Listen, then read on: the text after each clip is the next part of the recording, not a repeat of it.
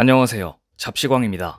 얼마 전 중국의 한 부부가 홍수 속에서도 보트와 소방차를 동원해 결혼식을 올린 사연이 눈길을 끌고 있습니다. 이 부부는 지난달 19일 중국 남부 광시장 족자치구 구일인에서 결혼식을 올릴 예정이었다고 하는데요. 그런데 신부가 결혼식으로 향하던 중 갑자기 폭우가 내리면서 도로가 물에 잠기기 시작했습니다.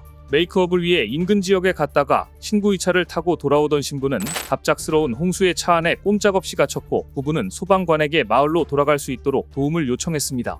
동시에 신랑은 친구의 보트를 빌려 아내를 태웠고 신부의 아버지 또한 2km가량 보트를 밀며 신랑을 도왔다고 합니다. 실제로 이날 광시장 족자치구는 집중호우가 이어지면서 48개 하천이 홍수 경계 수준 이상으로 수위가 올라갔습니다. 특히 이들 부부가 사는 구일인을 관통하는 리장강은 1998년 이후 최악의 홍수가 발생해 6천여 명이 대피하는 소동이 발생하기도 했습니다. 전통적 가치가 강하게 남아있는 중국 농촌 지역에서는 결혼식을 반드시 길한 날에 치러야 한다고 믿고 오히려 날짜를 바꾸는 게 불운을 가져올 수 있다고 믿는다고 합니다.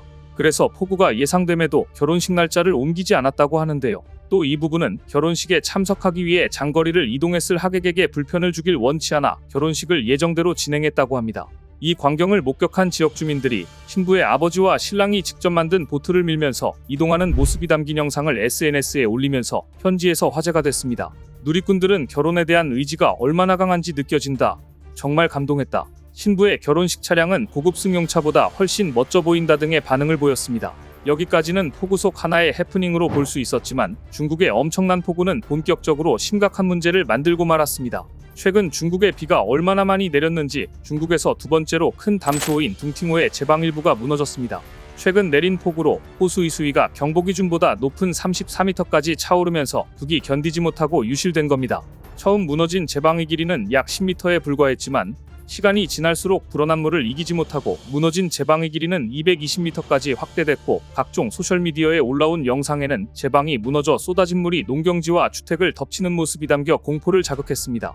중앙아시아 타지키스탄을 국빈 방문 중인 시진핑 국가주석은 둥팅호 제방 일부가 무너졌다는 소식을 듣고 주민 생명과 재산 보호에 만전을 다할 것을 긴급 지시했습니다. 시진핑 주석까지 나서 제방을 지키라고 명했으니 당국은 서둘러 둥팅호 인근 주민 5,755명을 대피시켰고 구조대원 2,100여 명과 배 160여 척을 동원해 응급 복구 공사에 나섰습니다.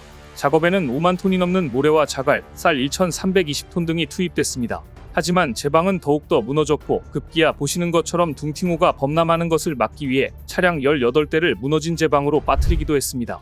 하지만 사실상 폭우가 한 번만 더 쏟아진다면 둥팅호 범람은 피하기 어려워 보입니다. 그런데 이런 상황에서 양쯔강은 이미 범람해버렸다는 소식이 전해지자 중국은 그야말로 대혼란에 휩싸였고 산샤댐도 위험하다는 분위기가 확산 중입니다. 100년에 한 번 올까 말까한 폭우가 내린 양쯔강이 범람하는 모습입니다.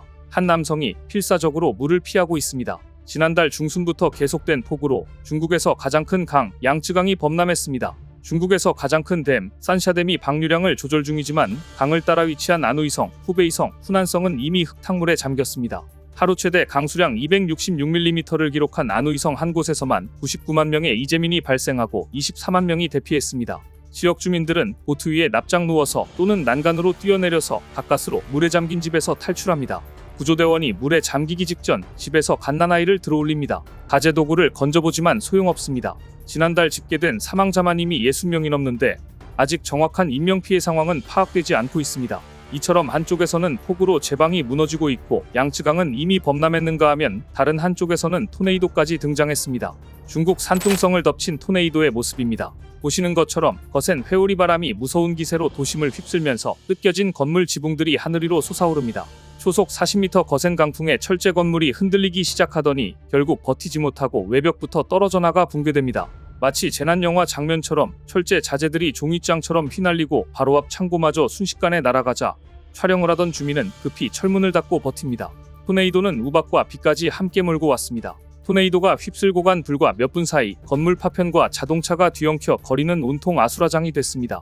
80명이 넘는 사상자가 났고 건물 2,800여 채가 무너졌습니다. 지난 4월에도 남부 광둥성에 발생한 토네이도로 주민 5명이 숨지는 등 기후변화 탓에 최근 발생 빈도가 잦아지는 양상입니다. 지난 한 달 사이 남부 홍수와 북부 폭염 등 자연재해가 잇따르면서 당국의 대응 능력이 한계를 보이고 있고 올해 식량 생산도 차질을 빚을 것이라는 우려가 나오고 있는데요. 지난달 중순 이후 계속된 중국 남부 홍수는 지금까지 50여 명이 넘는 사망자를 냈습니다. 1998년 양쯔강 대홍수 이후 최악의 재앙이란 분석이 나오고 있습니다.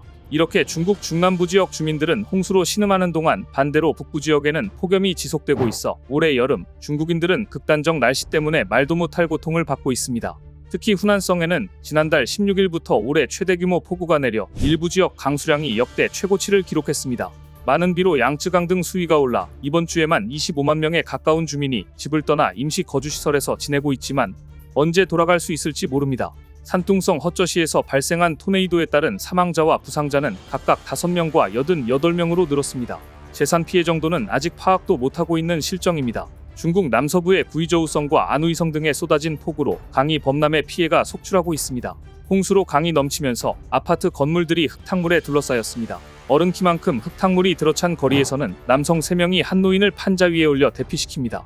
물이 무릎까지 들어찬 진료소에서는 의사가 장화를 신은 채 환자에게 수액을 놔줍니다. 이미 안우이성에서는 6개 도시 35개 현에서 78만 6천여 명의 이재민이 발생했습니다.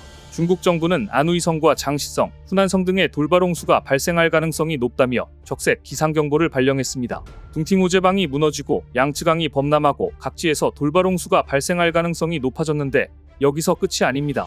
둥팅호에 이어 중국 최대 담수호 포양호의 수위가 역대 최고치에 근접해 포양호까지 위험한 것으로 알려졌습니다. 지난 4일 장시성 루산시에 내린 폭우로 포양호 수위가 역대 최고치에 근접하면서 바위섬 루오싱둔이 물에 잠긴 모습입니다. 현재 포양호 홍수통제소에는 긴장감이 감돌고 있습니다.